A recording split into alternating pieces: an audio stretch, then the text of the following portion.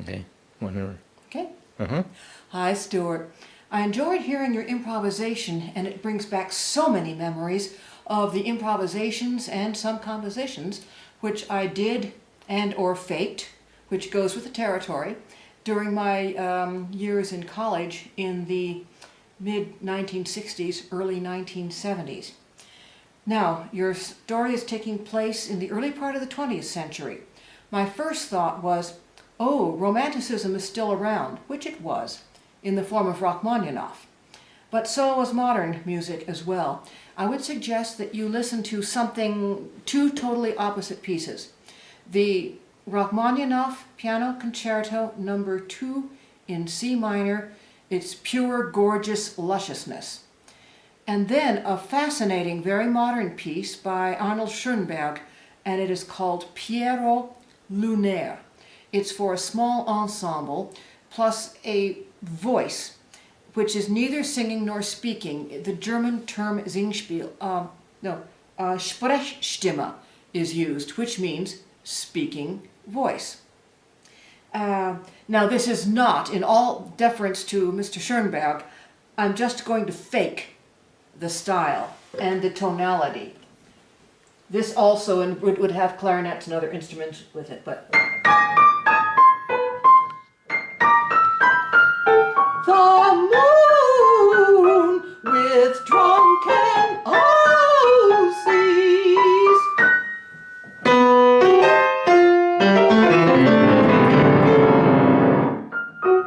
The moon, etc.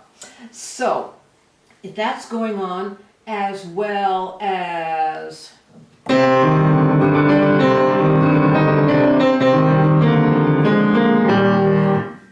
akin to the Rachmaninoff. You might want to fuse that which would be luscious and tuneful and that which would be modern, which is what you want to be. And if you have a grand piano, you can always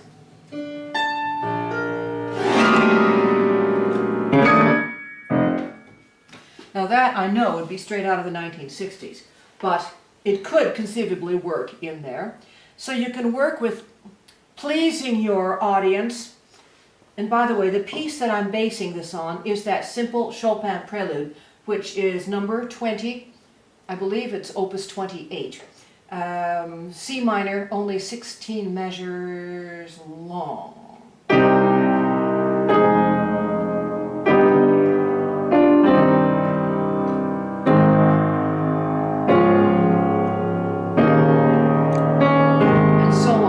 Second half.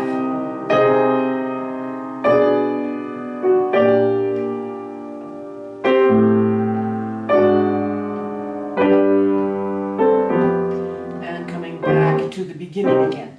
So this gives us a rhythm of long, long, long, short, long. Though not Chopin's own funeral march.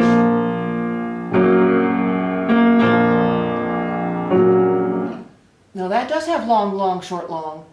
The little prelude has an extra long in it, but to have a pace and a shorter pair of beats in there would help give the idea of funeral, which, as I said, would be a very subtle foreshadowing of the fact that not only will there be a death in the story, but that you, the musician, will be, alas, the one to die.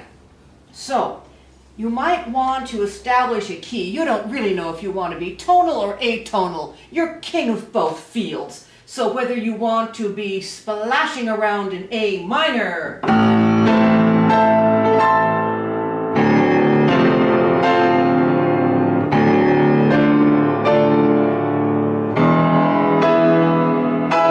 all the grand hand gestures that you can think of. Then start arpeggiating, breaking up the chords.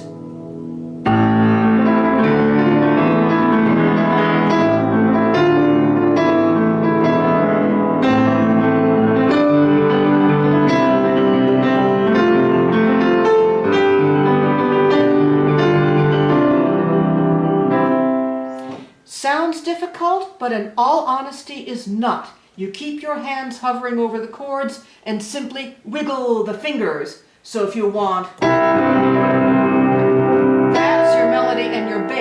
I'm just fluttering the fingers in between.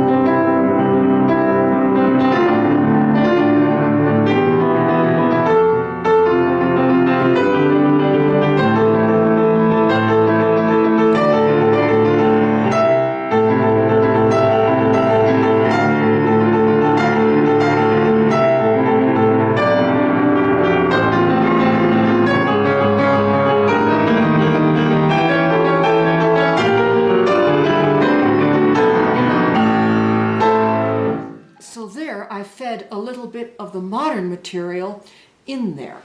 And as far as the practicing of it goes, this pattern focuses the melody on a little finger of the right hand, play, take your other two fingers and oscillate between the two notes in a three-note chord.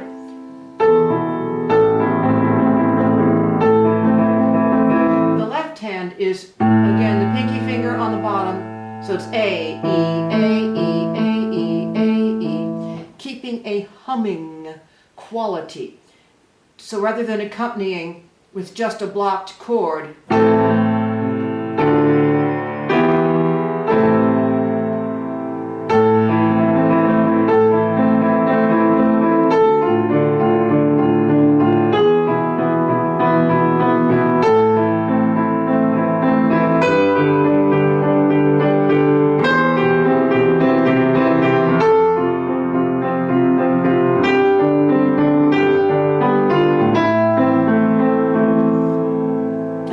go faster without being that difficult.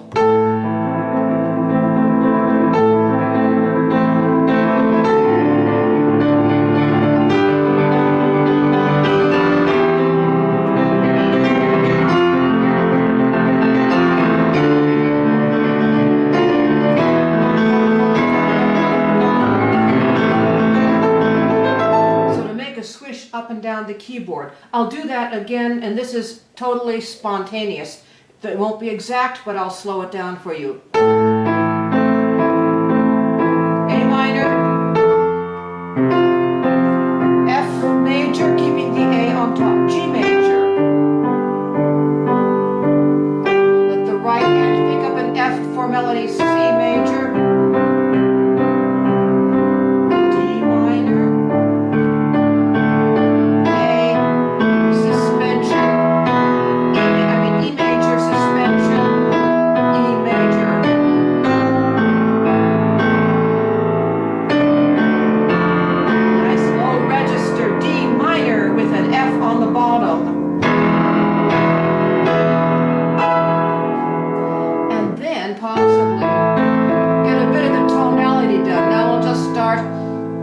Going modern.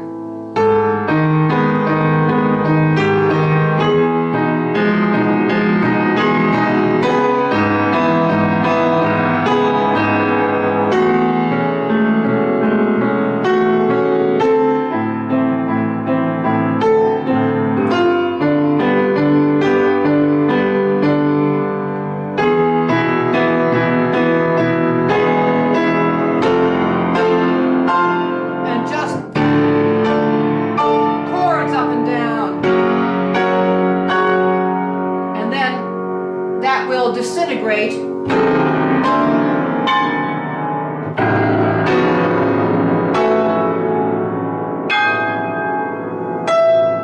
Change of mood, change of style, as though it's a tolling bell.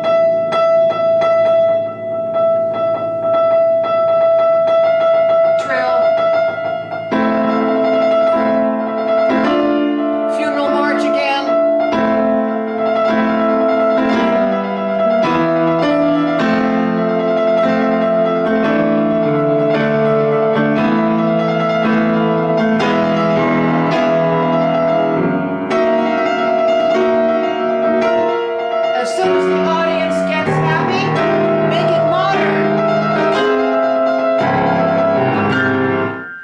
So, I think, lull your audience into harmonic familiarity with just a few basic chords, and then start hitting the black keys.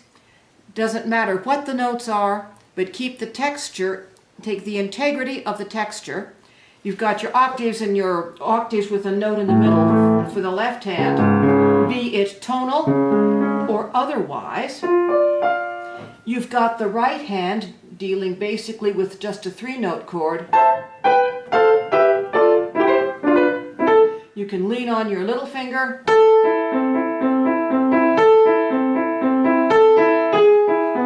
Here would be a tonal one.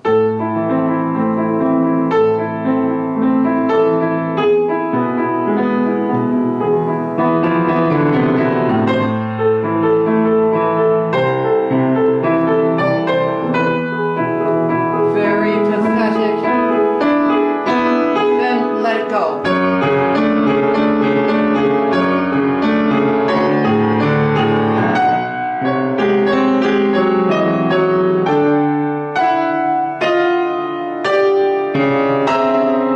So, I think what you need to do is to change the style enough so you're not having the same, which works, but you want the audience into thinking that you are making this very soulful, very heart-wrenching, sad, mournful, foreshadowing, funeral-ish piece of music. So give them 5 seconds or 10 seconds of something tonal and then blast it to smithereens with something atonal. Will really show that the beginning of this century was filled with this horrible conflict between the early and the middle 20th century, between the last cry of Romanticism with Rachmaninoff and the brash, young, modern, brilliant, though very difficult to listen to 100 years ago as well as now, trio of German composers of Schoenberg, Webern, and Berg. So this would show musicologically that you're totally on target, since your play, it sounds as though, is supporting the same ideas. The last cry of Romanticism is that you're living in this decaying Victorian house. And so here you are caught in the middle of being a post-Victorian American gentleman and a creator like the other siblings, and yet your creativity is being blasted apart by these wonderful new ideas that you find so thrilling, but also because your roots would be in the late 19th century. Your character is old enough, being in his 50s, so if this is, say, in 1910, that would mean he would have been born 70s, 80s, 90s, 00s in 1870. So I think that would give you the perfect target. It would be quite easy to improvise, and just be aware of when you are in tonality and then when you just cut free.